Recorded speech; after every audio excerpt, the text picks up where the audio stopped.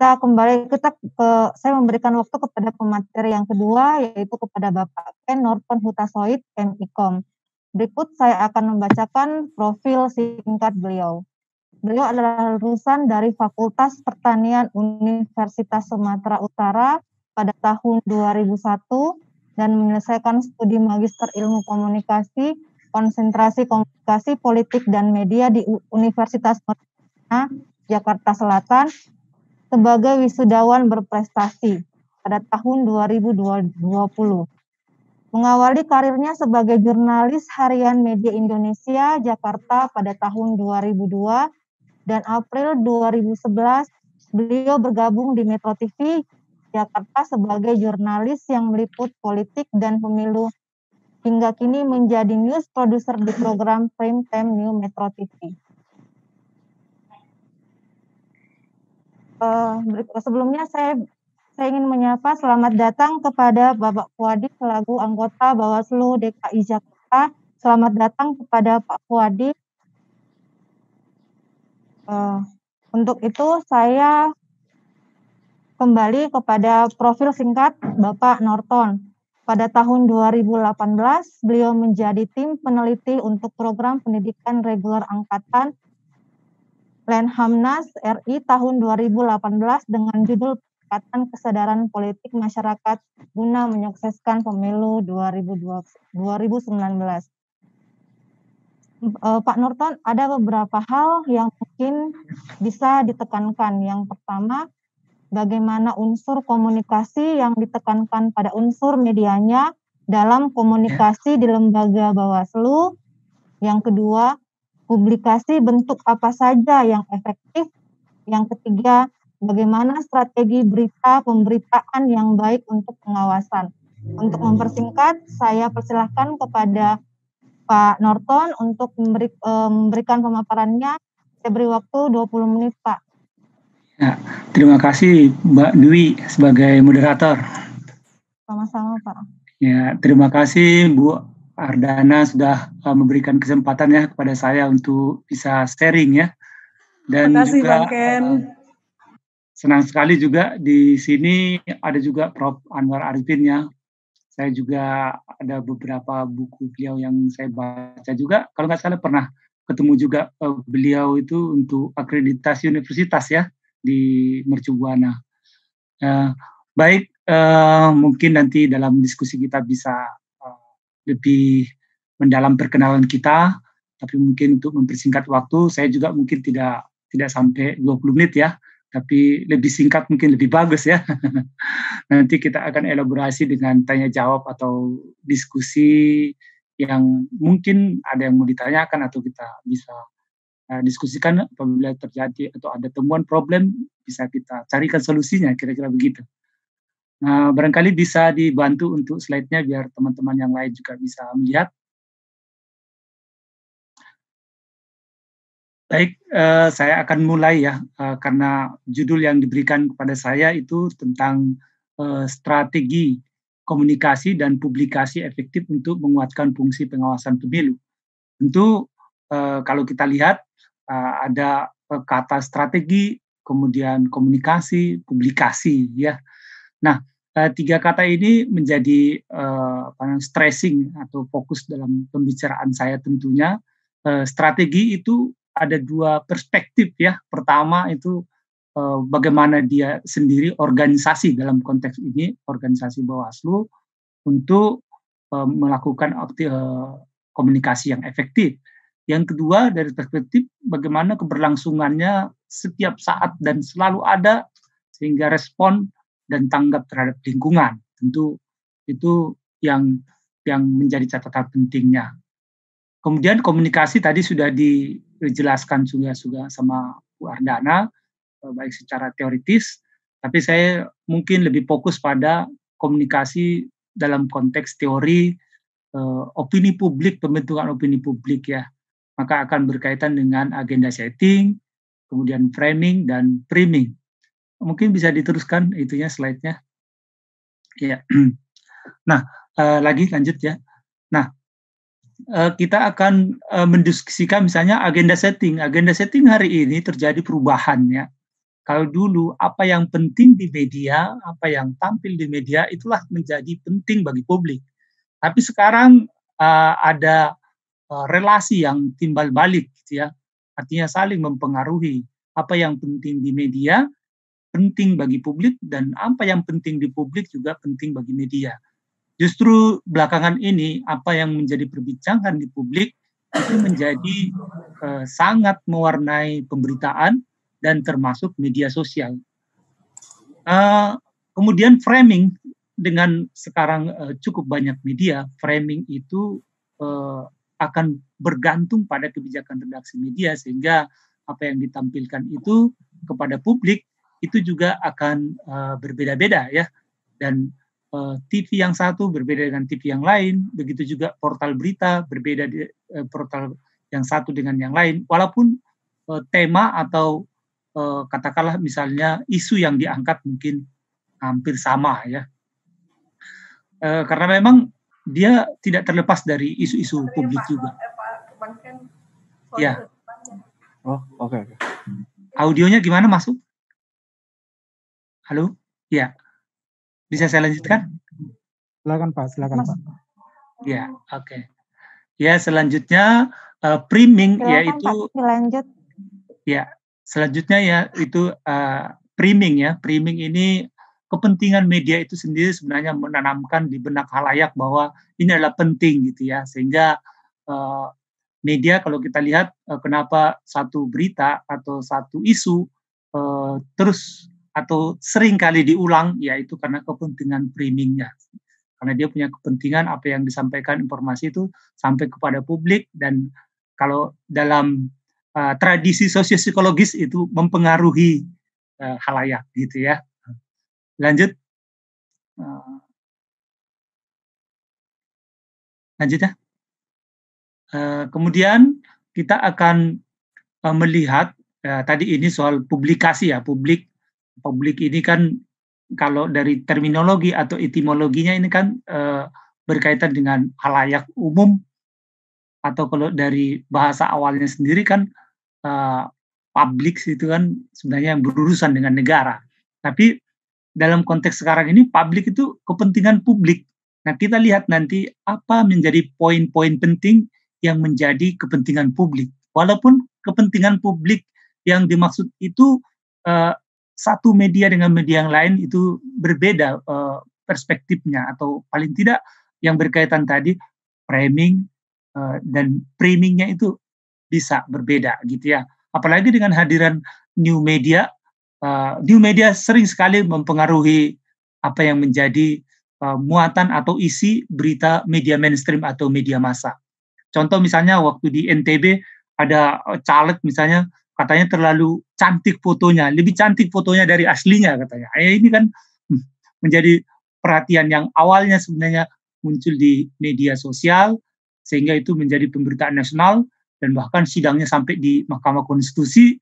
Nah, ini menjadi sorotan publik. Nah, artinya bahwa agenda setting, framing itu juga dipengaruhi oleh media sosial. Nanti akan kita bahas posisinya masing-masing itu seperti apa.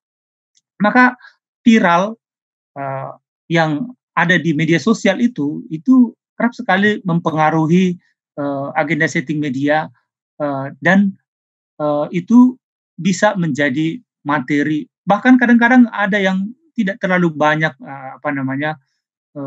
verifikasi atau katakanlah misalnya lanjutan dari berita itu oleh media itu sendiri langsung dipublish. Sebenarnya itu kelemahannya, tapi itu terjadi juga. Kemudian yang keempat itu ada terkait dengan rating share. Ukuran publik bagi televisi selalu disuguhkan dengan data rating share, yang kita setiap hari ada yang disebut dengan rating share dari Nielsen, dan itu selalu menjadi ukuran untuk apa yang mau kita bahas hari ini, apa yang mau kita tayangkan. Nah, ini mungkin nanti akan kita lihat ya, memang benar bahwa ada nanti teori-teori yang berkaitan dengan hierarki isi media misalnya, yang mempengaruhi isi media. Tapi yang paling kental sebenarnya adalah rating share ini kalau bagi televisi. Kalau rating share-nya sudah 0, 0,01 misalnya, ya sudah, itu udah sulit sekali untuk dibahas lagi untuk katakanlah misalnya menjadi topik pemberitaan. Paparan singkat tadi kita kaitkan dengan teori hierarki pengaruh isi media, ya memang tidak terlepas dari jurnalisnya sendiri, individu. Tapi dalam konteks ini jurnalis itu ya apa yang didapatkan gitu ya. Kemudian ada media rutin atau ini lebih pada organisasi ya. Kemudian ada extra media force atau kekuatan eksternal, ini sering diidentikan dengan pengaruh pemasang iklan terhadap kebijakan redaksi. Kemudian ada ideologi, ada social cultural force, sebenarnya juga ada masuk di situ politik. Nah, ini juga mempengaruhi. Tapi dalam keberlangsungannya media itu lagi-lagi sama seperti organisasi katakanlah misalnya Bawaslu Jakarta Selatan, bahwa dia harus eksis kan gitu ya. Nah, ini media juga harus eksis. Ketika bicara harus eksis sebagai dia industri media, artinya badan hukum bisnis, dia harus bisa bertahan, harus mampu menggaji karyawannya, harus mampu memproduksi. Dan kalau kita lihat media sekarang, terutama televisi, satu-satunya sumber penghasilannya adalah dari iklan. Nah, iklan itu akan berkaitan dengan yang tadi, rating share. Rating share itu akan berkaitan dengan penonton. Apakah itu menarik bagi penonton dan penting bagi penonton, maka isi atau hal-hal yang penting bagi media itu tidak terlepas dari kepentingan eksternal tadi. Karena itu, kalau kita kaitkan dengan lalu bagaimana dengan Bawaslu misalnya ya? Ya Bawaslu memang kalau masuk di wilayah media mainstream atau media massa, ya perlu memahami media itu sendiri gitu ya. Nah, memahami bagaimana kebijakan redaksinya, memahami bagaimana dia menyajikan berita. Jadi kalaupun memang ada media-media itu yang berkaitan dengan kepentingan politik, sudah pasti, kepentingan ideologi sudah pasti, tapi itu tidaklah bisa dominan karena itu tidak memberikan makanan atau tidak memberikan kelangsungan hidup media itu sendiri. Buktinya, walaupun misalnya katakanlah misalnya yang pemiliknya atau ownernya itu dari orang partai politik dan segala macam, partai politik justru kan tidak memberikan uang ke sini. Yang memberikan uang ke media itu kan pemasang iklan gitu ya. Sehingga menjadi sangat berpengaruh gitu ya. Tapi kembali lagi bahwa kita juga sudah dihadapkan dengan situasi sekarang pers profesional dan bertanggung jawab ya. Artinya pers tidak bisa juga mencampur aduk antara konten kepentingan publik dengan konten pemasang iklan. Dia harus dibedakan juga gitu ya. Sekalipun tadi misalnya bahwa rating share itu menjadi modal bagi media untuk menarik katakanlah misalnya pihak eksternal atau pemasang iklan, tapi bukan berarti konten yang berselubung dengan iklan banyak penontonnya, itu tidak ada cerita itu. Justru orang tidak mau menonton seperti itu kan gitu. Sehingga pemasang iklan sekarang pengennya kemasannya yang udahlah konsepnya berita aja gitu. Nah, ini juga problem ini yang bisa problem etik sebenarnya di kalangan media gitu ya. Nah, ini menarik sekali sebenarnya kalau kita bicara tentang media massa atau media televisi saat ini, karena tadi perubahan pembentukan opini publik dengan hadirnya new media atau media sosial atau media baru, itu tidak lagi sesuatu yang paling mengkhawatirkan kalau tidak tampil di media televisi gitu. Justru kita harus membuat kreativitas gitu ya. Dengan hadirnya new media ini, bagaimana kita menjadi katakanlah misalnya perhatian publik atau setidaknya menjalankan amanah misalnya Undang-Undang 14 2008 tentang keterbukaan informasi publik. Lembaga itu sendiri sudah bisa punya channel atau kanal untuk mempublikasikan apa yang menjadi tanggung jawab dia, apa yang menjadi kewajiban dia, menyiapkan informasi setiap saat, informasi berkala, informasi ya tentu bukan yang dikecualikan ya misalnya, itu sudah bisa sampai ke publik. Soal nanti itu menjadi perhatian publik atau tidak, ya kembali lagi tadi, masyarakat itu dia ya kalau nggak menarik dia nggak mau melihat gitu. Tapi setidaknya, lembaga-lembaga negara atau termasuk juga Bawaslu, ya punya solusi ketika tidak harus lagi mengeluarkan biaya cukup besar, harus ke media mainstream, tapi sudah punya kanal sendiri yang resmi, ofisial, untuk menyampaikan informasi publik sebagai tanggung jawab lembaga, kewajiban lembaga. Saya kira itu, salah satu solusi. Dan itu juga salah satu solusi bagaimana katakanlah misalnya, eee, kalau bahasa kita membuat ombak ya, karena untuk masuk di televisi misalnya, itu harus terlihat dulu ombaknya, muncul dalam pembicaraan di masyarakat, di publik, di media sosial, sehingga itu menjadi perhatian gitu.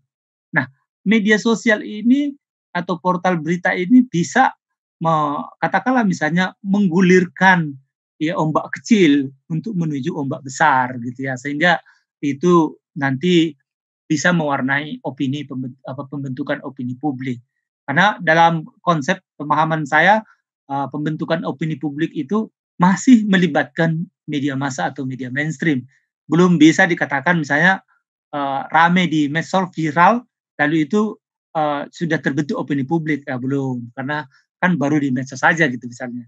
Nah, karena itu, eee, mungkin nanti kita akan bisa diskusikan poin-poin penting, kira-kira apa sih gitu ya, seperti apa sih yang bisa menjadi, perhatian, publik gitu. Next, ya saya kira, itu dari saya pengantarnya ya. Barangkali kita nanti bisa diskusikan, eee, yang intinya pengalaman saya, di media televisi memang, lebih mengutamakan yang menarik dulu, apa yang menarik gitu. Walaupun dari, katakanlah misalnya dalam, jurnalisme itu mengenal nilai berita gitu ya, ada katakanlah misalnya penting, kalau nggak penting ngapain sih gitu ya. Tapi di TV ternyata lebih menonjol menariknya. Ya harus menarik gitu supaya orang mau menonton gitu. Makanya memang kedalaman kan kurang kalau di televisi. Kedalaman tuh ada di teman-teman majalah. Walaupun di TV mungkin ada yang program, katakanlah misalnya news magazine seperti saya pernah dulu di Metro Realitas, yaitu memang mendalam. Tapi kan frekuensinya tidak seperti buletin atau seperti ya pemberitaan program-program reguler harian gitu ya. Nah, oleh karena itu bagaimana mengemas supaya menjadi menarik gitu ya. Dan yang menarik ini juga yang penting juga gitu ya. Penting tentu yang berkaitan dengan, kepemiluan, dalam hal ini, pengawasan pemilu. Juga tidak dimaksudkan untuk bombastis sehingga nanti jadi persoalan ya, tidak itu ya, atau mencari perhatian dengan cara-cara spekulatif, bukan itu tentunya. Tapi ini, akan sangat, terkait dengan, profesionalisme nantinya. Jadi ketika lembaga itu juga profesional, media profesional, apa yang diinginkan oleh publik, ya itu mudah-mudahan kita bisa sajikan gitu. Sehingga, ini lembaga ini, lembaga media, lembaga negara, kepentingannya sama melayani publik, ya kan.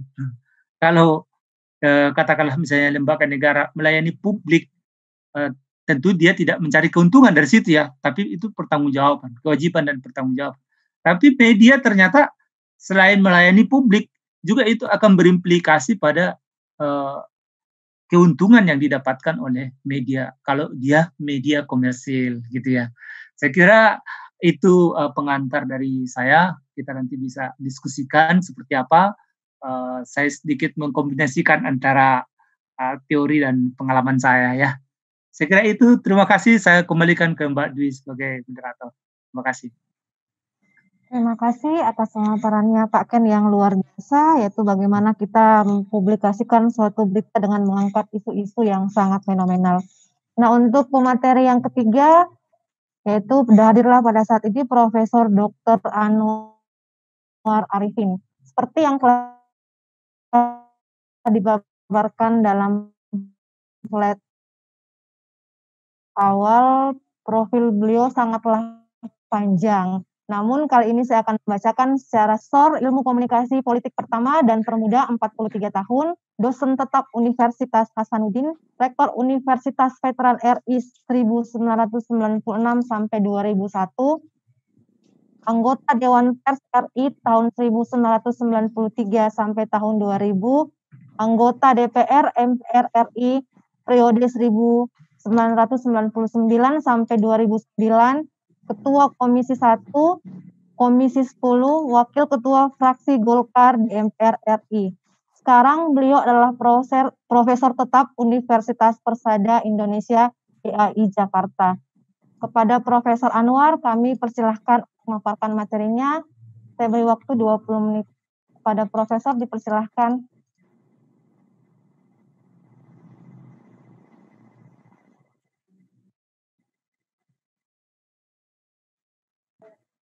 Prof, mohon izin untuk di-unmute dulu, di-mute, Prof. Ya. Oke, makasih banyak, Prof. Oke, didengarkan? Didengarkan, Prof, silahkan.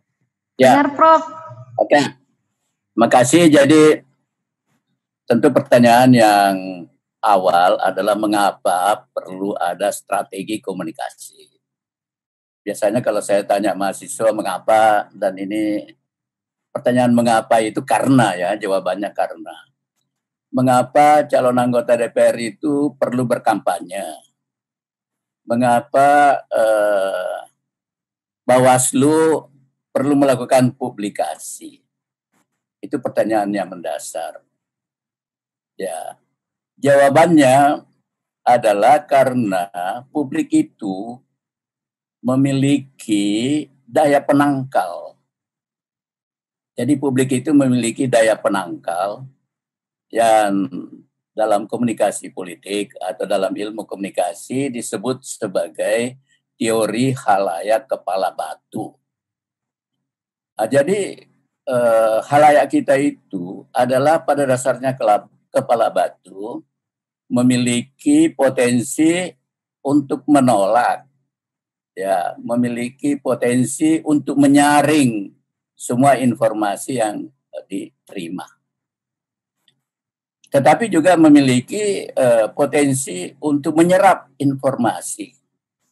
Yang menentukan apa? Yang menentukan itu dalam buku-buku komunikasi yang sangat awal itu adalah apa yang disebut kerangka rujukan dan kerangka pengalaman publik itu.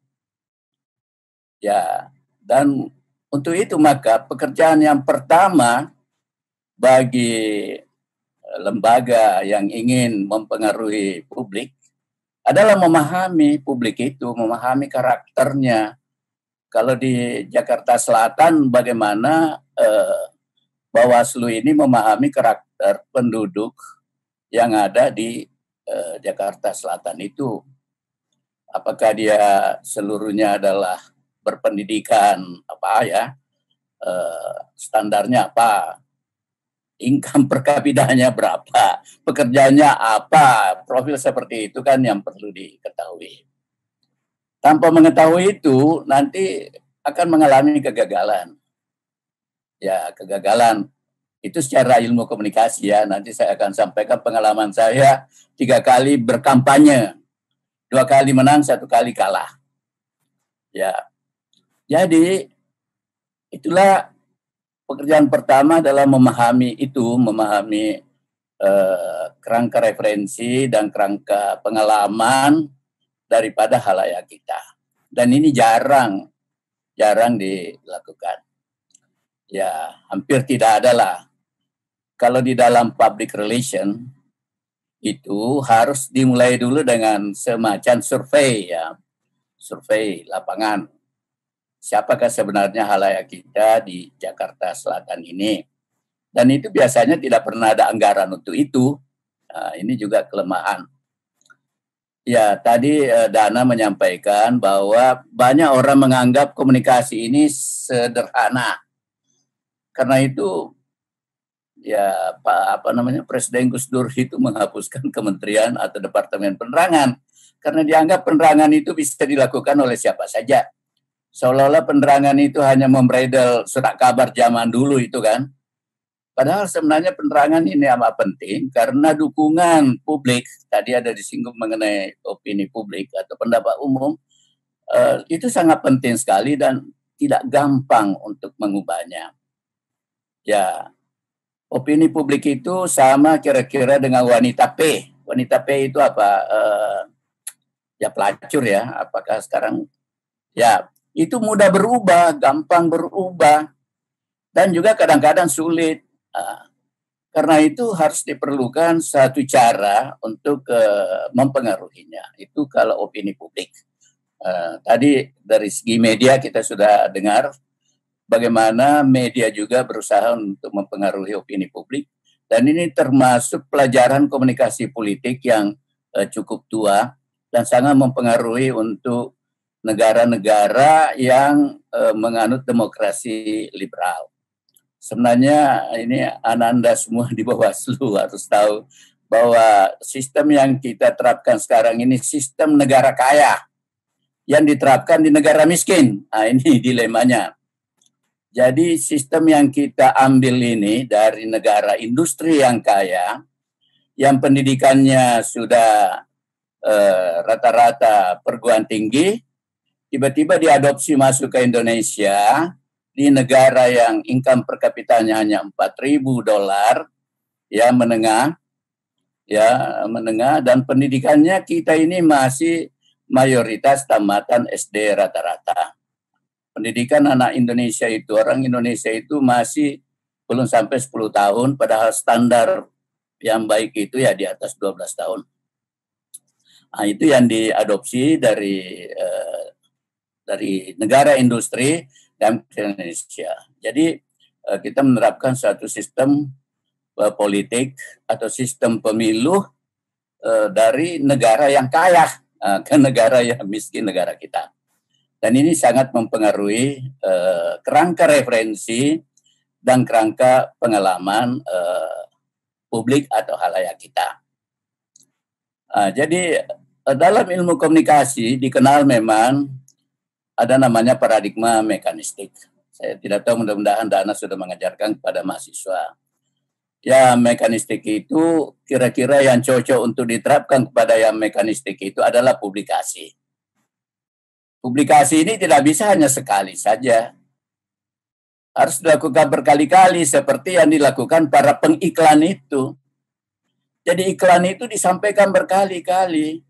Kenapa harus berkali-kali? Karena memang khalayak kita itu kepala batu. Khalayak kita kepala batu. Salah satu caranya menghilangkan atau menghancurkan kepala batunya itu dengan berulang-ulang. Diulangi. Nah, itu untuk publikasi yang baik. Dan itu tentu ada juga perhitungannya untuk saat katakanlah satu poster atau satu helai selebaran itu untuk berapa orang. Ya, waktu saya mulai kampanye dulu, saya yang pertama menggunakan poster seperti itu dan saya hitung betul penduduk Kota Makassar adalah sekian dan setiap kecamatan saya harus membuatkan poster sekian sehingga bisa dibaca kira-kira satu poster untuk 10 sampai 20 orang. Ya, satu selebaran gitu ya. Itu namanya media format kecil. Jadi kalau Bawaslu mau mempublikasikan sesuatu, ya mengembangkan juga media format kecil, ya jangan format besar. Untuk beriklan saya kira terlalu mahal untuk Bawaslu, mungkin tidak punya dana untuk beriklan itu. Dan itu memang harus dilakukan juga berkali-kali. Jadi memang harus ada semacam jupennya itu ya, juru penerangnya di lapangan. Dan ini tidak ada. Ya, dan ini pasti tidak ada karena banyak orang menganggap publikasi itu atau komunikasi itu tidak penting, bisa dilakukan oleh siapa saja. Ya, kalau kita merujuk Pulitzer itu begini, kata Pulitzer itu adalah wartawan Amerika yang kaya karena tidak ada sekolahnya. Jadi dia membuat berita-berita yang sensasi sehingga dikenal surat kabarnya itu sebagai surat kabar kuning, Yellow Press. Tetapi beliau di masa tuanya, dia sadar bahwa apa yang dikerjakan itu pekerjaan yang tidak betul. Itu akan merusak masyarakat, oleh karena itu dia menyisihkan sebagian daripada hartanya untuk membuat sekolah jurnalistik. Untuk membela gagasannya itu, beliau mengatakan begini, satu-satunya pekerjaan yang dapat dikerjakan dengan baik tanpa pendidikan adalah pekerjaan orang gila. Jadi kalau ada orang mengerjakan satu pekerjaan dengan baik ya, tanpa pendidikan, satu-satunya pekerjaan dapat dilakukan tanpa pendidikan adalah pekerjaan orang gila. Karena itu di Indonesia sebenarnya banyak orang gila kan kalau menurut pandangan beliau. Ya, jadi setiap bidang ilmu itu ada, setiap bidang pekerjaan kita ada ilmunya. Ini yang sering orang lupa. Seolah-olah negara ini bisa diurus oleh siapa saja. Siapa saja bisa mengurus negara ini. Dan itulah membuat negara ini kan semakin lama semakin kita mengalami satu kesulitan. Orang yang tadinya tidak punya pengalaman dan pengetahuan sama sekali dalam satu bidang, dia menangani itu. Dan menurut Gus Dur itu ada 3 yang rusak itu. Yang pertama orangnya rusak, kedua pekerjaannya rusak, bidang yang ditinggalkan juga rusak. Itulah yang terjadi banyak di Indonesia karena banyak orang merasa bisa mengurus negara tanpa ilmu. Hanya sekedar insting saja atau hanya dengan common sense saja. Itu adalah paradigma yang pertama yang berasumsi bahwa halayak itu dengan mudah menerima satu pesan yang sudah lama dikenal dalam teori sebagai teori peluru ya. Sudah lama dikenal, seolah-olah kalau satu kali ditembakkan sebuah publikasi, seolah-olah itu halayak sudah menerimanya. Padahal itu tentu tidak. Apalagi di Indonesia, kemampuan orang membaca itu sangat lemah juga. Kemampuan orang menonton juga tentu tidak. Oleh karena itu memang harus ada pendekatan ke bawah ya. Yang kalau orang pertanian menyebutnya sebagai penyuluh, ya, sebagai penyuluh pertanian. Kemudian muncullah satu teori yang tadi saya sebut pada awal, yaitu teori halayak kepala batu, yang berasal daripada ahli-ahli psikologi, bahwa manusia itu punya saringan untuk menyaring semua informasi yang dia terima. Ya, oleh karena itu diperlukanlah satu strategi. Salah satu strategi itulah yang digunakan oleh pengiklan dengan mengulang-ulangi. Itu untuk komunikasi publik. Tapi Bawaslu kalau saya dengar tadi dari Dana bukan hanya komunikasi publik, tapi ada juga komunikasi yang bersifat katakanlah horizontal antara lembaga-lembaga yang lain, misalnya kepolisian, kejaksaan, dan yang lain sebagai mitra kerjanya. Tentu model komunikasi yang digunakan di situ berbeda. Ya, itulah yang kita kenal dalam buku teks namanya paradigma interaksional. Di dalam internal Bawaslu juga kita ada strategi dengan menggunakan paradigma komunikasi interaksional yang disebut komunikasi dialogis. Jadi komunikasi dialogis itu adalah penting. Salah satu cirinya bahwa tidak ada komunikator dan tidak ada komunikan. Oleh karena itu definisi yang dikutip tadi Dana itu tentu tidak berlaku dalam komunikasi interaksional. Komunikasi itu adalah komunikasi antara subjek dengan subjek atau komunikator dengan komunikator.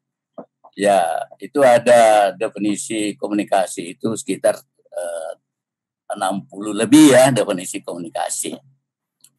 Komunikasi tadi yang dikutip itu yang sangat awal sekali. Para ahli sosiologi mengembangkanlah namanya komunikasi interaksional itu dialog, yaitu komunikasi antara mereka yang akrab satu dengan yang lain seperti yang terjadi di dalam internal tentu yang terjadi dalam internal Bawaslu itu. Yang terakhir adalah paradigma yang keempat yang kita kenal dalam buku teks itu adalah namanya paradigma pragmatis. paradigma pragmatis itu tidak ada komunikasi, tapi adalah komunikasi. Wah, ini bisa membingungkan banyak orang. Ya, jadi tidak ada komunikasi adalah komunikasi, dan komunikasi itu bukan pesan, tapi komunikasi adalah kemungkinan. Jadi kemungkinan-kemungkinan yang peristiwa-peristiwa yang terjadi dalam masyarakat itu bisa kita analisis sebagai kemungkinan-kemungkinan yang mungkin terjadi, ya. Dan yang dipelajari di sana itu adalah pola komunikasi yang tepat untuk masyarakat itu. Pola apa misalnya? Karena itu pengetahuan antropologis dan sosiologis itu sangat penting. Dan di sini banyak orang gagal dalam analisis masyarakat Indonesia itu karena pengetahuan sosiologinya dan pengetahuan antropologinya sangat rendah sekali. Jadi memang kita harus melihat persoalan-persoalan dalam masyarakat ini secara komprehensif. Jadi tidak bisa kita hanya mengandalkan ilmu komunikasi saja. Tidak bisa kita mengandalkan ilmu komunikasi saja, tetapi kita juga harus belajar mengenai sosiologi dan antropologi. Karena masyarakat itu, karena antropologi dan sosiologi itu sifatnya, kalau dalam bahasa Jerman disebut Dasein, ya kan? Dasein, apa adanya. Sedangkan banyak orang selalu berpikir das sollen, apa seharusnya. Ya, jadi saya ambil contoh teman saya, kebetulan ada teman saya suka diskusi, ada sarjana hukum dan ada sarjana ilmu politik. Dua-duanya selalu das sollen.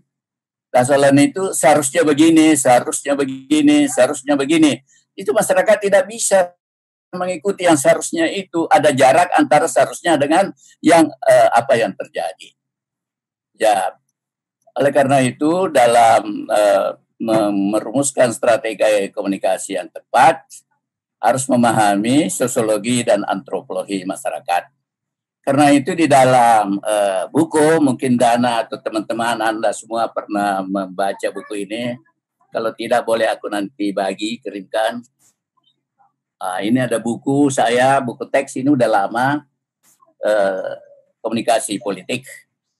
Ya, saya juga buku politik pencitraan, dan Dana kalau mengajar komunikasi sistem komunikasi Indonesia, ada juga karya saya itu diterbitkan di Bandung, sistem komunikasi Indonesia. Saya kira itu perlu juga dipahami oleh adik-adik kita, anak-anak kita, mahasiswa di perguruan tinggi. Siap, Prof. Nah, strategi komunikasi itu adalah pengambilan keputusan hari ini atau saat ini sesuai dengan situasi dan kondisi untuk mencapai tujuan di masa depan.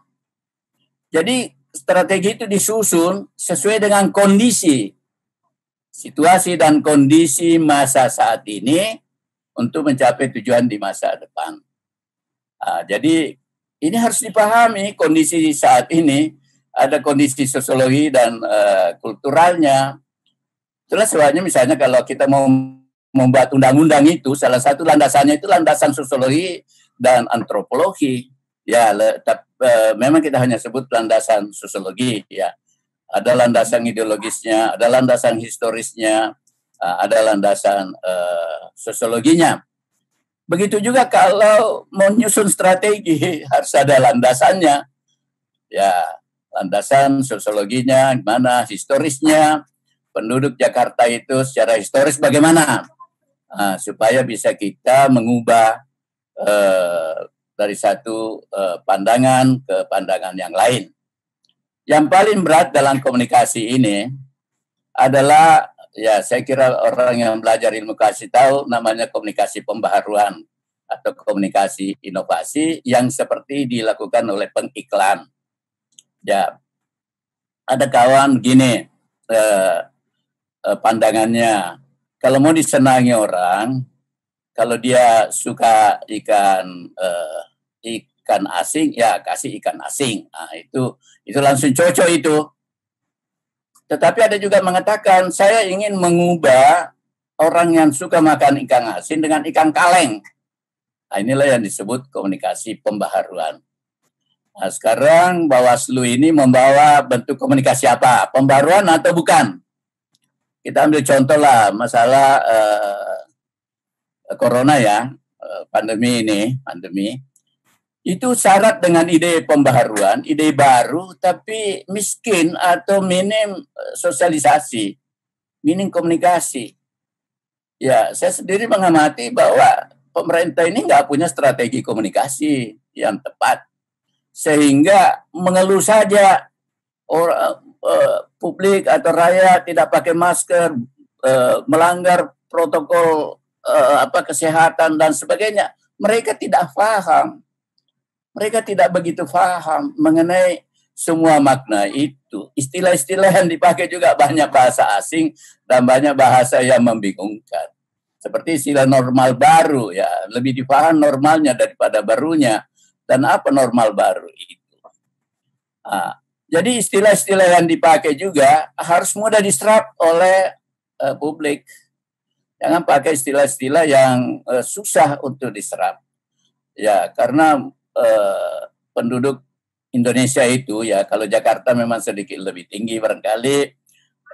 Jakarta itu mayoritas sudah tamatan SMA kalau penduduk Jakarta ya. Yang banyak yang rendah pendidikannya itu dari luar yang datang, bukan penduduk asli Jakarta. Ya mungkin bisa, tapi kalau di luar sedikit dari Jakarta, wah itu mungkin hanya lulusan SMP saja. Ananda sekalian yang saya hormati, sebagai bagian yang terakhir, saya punya pengalaman begini. Kadang-kadang kalau saya mau pergi mengajar teori komunikasi atau komunikasi politik, tiba-tiba saya lempar buku itu di atas mobil ke belakang. Ini buku tidak ada gunanya. Kenapa? Karena komunikasi yang efektif itu harus disertai dengan hadiah. Ada hadiahnya. Kalau tidak ada hadiahnya, tidak bisa efektif begitu. Tidak bisa. Jadi harus berhadiah. Yang harus diawasi oleh pemilu Bawaslu itu adalah money politik kan. Tapi kan tidak ada pemilu, tidak ada pilkada di Jakarta. Kalau di luar Jakarta itu money politik. Itu yang harus diawasi. Ya, di tempat saya di Makassar, tukang parkir di masjid itu jadi panwas itu di kecamatan. Coba bayangkan. Tukang parkir. Jadi kawan saya itu sederhana menjinakkan Bawaslu itu. Caranya gimana? Dikasih uang, disuruh pulang tidur. Jadi itu di daerah ya. Tentu kalau di Jakarta lain lagi. Karena memang saya sengaja mengajak dosen-dosen itu untuk jangan terlalu berpikir dasolan. Lihat ini realitas. Orang yang datang ketika kami mau sosialisasi itu ada yang tidak pakai baju, ada yang memang hanya datang dia tidak mengerti, dan komunikasi yang efektif di situ adalah yang disertai dengan hadiah. Tentu ini tidak sehat di dalam model demokrasi orang kaya, tapi dalam model demokrasi dan sistem pemilu orang miskin seperti di Indonesia itu model yang efektif. Komunikasi yang disertai dengan hadiah, dan itulah yang membuat banyak banyak anggota DPR yang terpaksa berhubungan dengan KPK. Itu karena pemilu itu pilkada dan pemilu itu memang sangat mahal. Ya, karena dilakukan di negara di dalam masyarakat miskin, masyarakat agraris. Sedangkan sistem yang kita adopsi itu sumbernya dari masyarakat industri yang kaya, yang pintar. Jadi di negara lain itu kesejahteraan melahirkan demokrasi, seperti di Indonesia ini terbalik. Seolah-olah demokrasi ingin menghasilkan kesejahteraan, itu tidak bisa dalam sistem yang sekarang. Jadi inilah harus teman-teman Bawaslu ya harus memahami strategi komunikasi yang efektif dalam masyarakat miskin. Ya terpaksa harus disertai dengan hadiah. Disitulah saya kalah. Ya, disitulah saya kalah karena kemampuan saya memberi hadiah sangat terbatas. Dan saya juga berpikir kalau saya mengikuti gaya orang kaya, untuk apa saya profesor? Ya, kekayaan saya itu adalah kekayaan ilmu. Dan ternyata kekayaan ilmu itu tidak laku dalam sistem pilkada yang ada sekarang ini, atau dalam pemilu yang ada sekarang ini, atau dalam pilpres yang ada sekarang ini. Saya kira itu sebagai pengantar, dan mohon maaf saya tidak biasa membuat tayangan-tayangan itu, karena profesor itu sebaiknya hanya bawa otak saja dan spidol kalau ingin mengajar, kira-kira begitu. Mohon maaf Anda, dan nanti kalau memerlukan buku saya bisa bagi ya, buku-buku apa yang diperlukan. Saya baru saja menulis buku yang ke-59, riset komunikasi. Ya, riset komunikasi, jika ada yang memerlukan boleh kami bagi. Terima kasih. Lebih kurangnya mohon dimaafkan. Assalamualaikum warahmatullahi wabarakatuh. Waalaikumsalam warahmatullahi wabarakatuh. Terima kasih Prof atas pemaparannya. Nah, bagaimana seperti yang kita ketahui apa yang dipaparkan Profesor Anwar, yaitu bagaimana Bawaslu untuk melakukan komunikasi yang tepat ke masyarakat sehingga apa yang dikomunikasikan atau disosialisasikan dapat diterima oleh masyarakat dengan baik. Nah, setelah kita mendengar pemaparan dari para narasumber di mana membahas persoalan komunikasi, itu merupakan hal yang tidak mudah. Memang terkesan sepele, namun banyak fakta yang menunjukkan bahwa komunikasi itu sangat berpengaruh dan dapat menghambat segala tujuan yang diharapkan. Untuk para peserta diskusi, mungkin ada yang ingin mengajukan pertanyaan. Kita buka forum untuk diskusi dan tanya jawab. Silahkan melambaikan tangan, sebut nama dan pertanyaan ditujukan untuk siapa. Kepada para peserta diharapkan buka mute langsung kalau ingin melakukan pertanyaan. Unmute, silahkan.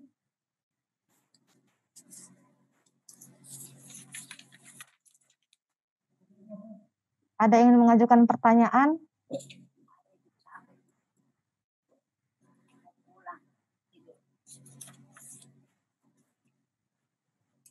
Silahkan kepada para peserta.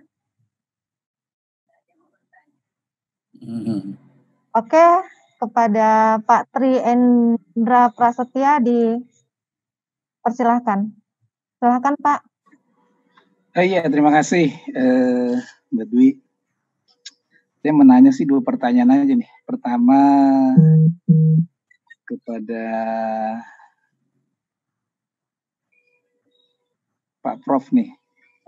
Selamat sore Pak Prof. Saya menanyakan seberapa pentingnya sih untuk Bawaslu ini berpublikasi gitu Prof, dalam rangka di pengawasan, khususnya kalau saya di Jakarta gitu Prof.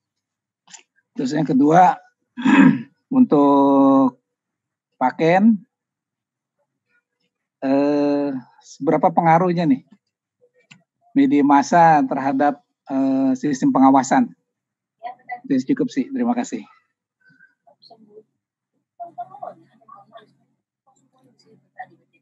Saya jawab ya, moderator. Kalau ya saya jawab bahwa itu sebenarnya tergantung kepada Bawaslu itu. Kalau diterangkan tadi dana itu Bawaslu berkepentingan untuk dipahami oleh masyarakat. Ya, dia berkepentingan. Sebagai lembaga publik ya tentu akuntabilitas publik ini juga harus dipelihara, bahwa Bawaslu ini ada, ya. Sekalian juga untuk mengetahui kinerja Bawaslu itu dalam mengawasi pelaksanaan pemilu. Ya, kalau di Jakarta ini kan karakternya sedikit lain, ya tidak sama kalau di daerah. Ya tentu eksistensinya perlu dipahami. Ya, saya juga sebenarnya tidak begitu tahu secara mendalam siapakah sebenarnya Bawaslu itu, ya, batas-batas pekerjaannya dan sebagainya. Tapi memang yang jelas bahwa tidak banyak lembaga atau tidak banyak orang yang mau diawasi. Tetapi dalam satu lembaga publik, dalam satu publik ya, dalam lembaga publik itu ya panitia itu harus diawasi, partai politik harus diawasi. Saya ingin menjawab sedikit mengenai partai politik itu ya tadi. Itu partai politik memang memutuskan di Komisi 2. Tapi tidak semua caleg itu adalah orang yang anggota DPR lama, banyak sekali yang baru dan itu biasanya banyak melanggar, ya, yang tidak mengerti mengenai undang-undang, mengenai peraturan dan sebagainya. Salah satu kelemahan dalam bidang hukum itu ialah memang miskin atau minim sosialisasi, karena kalau undang-undang sudah disahkan dianggap itu semua rakyat sudah tahu. Ya, anggapan itu kan membuat banyak orang tidak pahami isi undang-undang. Termasuk juga, ya waktu saya jadi anggota DPR juga tidak semua juga undang-undang saya tahu. Walaupun saya ikut mengesahkannya juga, ya, kecuali undang-undang yang kami bikin sendiri. Tapi orang lain juga tidak begitu tahu. Ya, jadi berpublikasi atau berkomunikasi bagi Bawaslu itu ya tetap penting. Sisa kadarnya saja sampai di mana kedalaman dari publikasi yang diberikan kepada publik. Ya, terima kasih.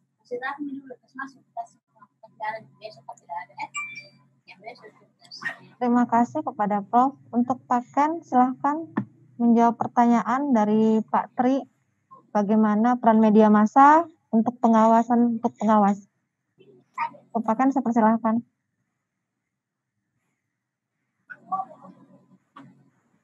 Pak Ken, tolong dibuka mute-nya. Nah, sudah ya? Oke, baik. Pak Tri, tadi pertanyaannya kalau yang saya tangkap tadi seberapa penting ya untuk di media gitu ya, Bawaslu. Pengaruh ya. betul ya. Ya, kalau penting atau tidak pentingnya Bawaslu untuk menyampaikan informasi di media, saya kira ini bukan soal penting atau tidak penting, tapi ini kewajiban. Karena memang Undang-Undang 14 tahun 2008 tentang keterbukaan informasi publik itu mengamanahkan semua lembaga negara itu wajib menyampaikan informasi kepada publik, gitu kan. Itu bukan soal penting tidak penting tapi wajib kan gitu. Nah, soal medianya apa, pakai salurannya apa, itu lain cerita, kan gitu kan. Apakah mau menggunakan televisi, apakah mau menggunakan media cetak atau portal berita atau media sosial, ya itu lain cerita, tergantung pilihan itu kan. Nah, kemudian kalau saya berbicara dari posisi media mainstream misalnya, oke lah, itu sudah wajib lah bagi lembaga negara untuk menyampaikan kepada publik apapun salurannya gitu ya. Nah, saya perkecil lagi misalnya, apakah penting untuk media mainstream gitu ya, atau media massa?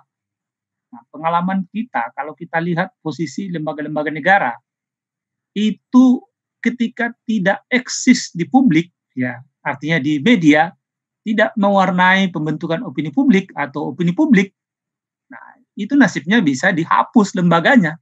Kemarin baru-baru ini ada 18 lembaga negara dihapuskan oleh presiden. Ya, kita sama sekali mendengar baru itu lembaga, padahal lembaga lama gitu. Artinya apa? Dia tidak eksis gitu.